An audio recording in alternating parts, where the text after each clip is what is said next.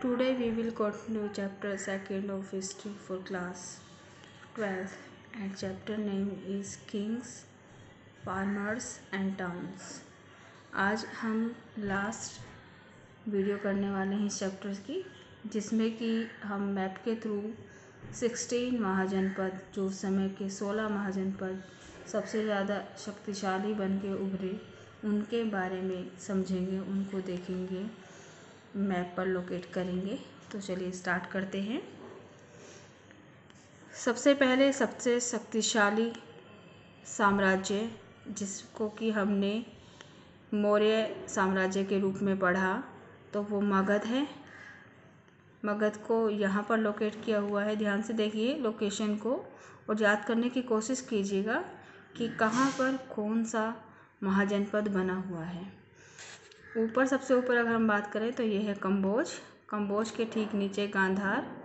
गांधार को अगर हम लोग महाभारत के रिगार्डिंग याद करने की कोशिश करें तो गांधार वही देश है जहाँ पर दुर्योधन की माता गांधारी थी, और गांधारी से ही ये गांधार देश जो है वो जाना जाता है।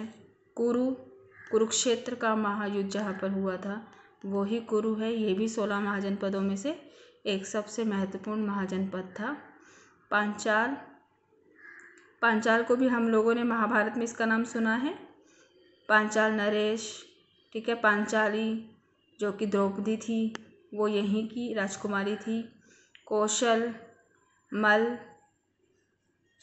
काशी, वज्जी, अंग को भी हमने सुना है कि अंग देश दुर्योधन के द्वारा दिया गया था। किसे दिया गया था? कर्ण को दिया गया था। अगर हम सब इन्हें महाभारत से, इस तो महाभारत में ये 16 महाजनपद कहीं ना कहीं जुड़े हुए हैं, और जो महाभारत का जो महान युद्ध हुआ था उसमें भी इन लोगों ने, मतलब कि ये साम्राज्य जो भी है 16 महाजनपद के, उस समय जो राजा महाराजा थे उन्होंने उसमें पार्टिसिपेट भी किया था। सूरसेना, मत्स्य, अवंती, वश, चेदी, अशक, तो ये इस तरह के 16 महाजनपद को हम लोग देख रहे हैं। और आप लोगों को मैप के थ्रू, यानी कि एक इंडिया का मैप ड्रॉ करके ऐसे ही 16 महाजनपदों को यहाँ पर दर्शाना है। इसके बाद हम लोग देखेंगे क्वेश्चन आंसर्स को। क्वेश्चन आंसर में अगर हम लोग बात करें तो फर्स्ट क्वेश्चन है who was James Prinsep.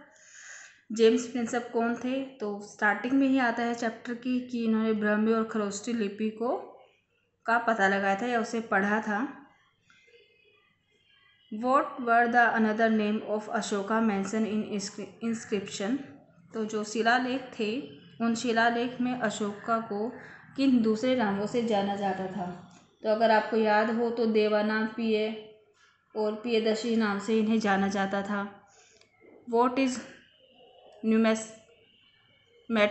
Numismatics के बारे में कल ही हमने लास्ट वीडियो जो की थी उसमें इसकी डेफिनेशन दी गई थी, study of coin. Who was Prabhavati Gupta. Prabhavati Gupta कौन थी? एक शासिका थी।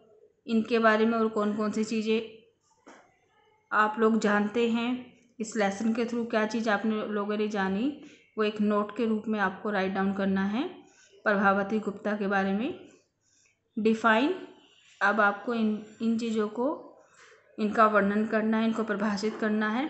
वेलार किन्हें कहा जाता था, उझावर किन्हें कहा जाता था, और अडिमाई किन्हें कहा जाता था। ये टर्म्स जो हैं ये जब आपको वीडियोस कराई गई थी, जो पिछले पार्ट्स कराए गए थे, उन पार्ट्स की वीडियो में ये आपको सभी की सभी डेफिनेशंस मिल जाएगी। वेलार, उझावर और अडिमाई किन्हें कहते थे। Who was the writer of Panchatantra. तो पंचतंत्र को किसने लिखा? ये तो सभी बच्चों को भी पता होगा कि विष्णुगुप्ता ने पंचतंत्र को लिखा।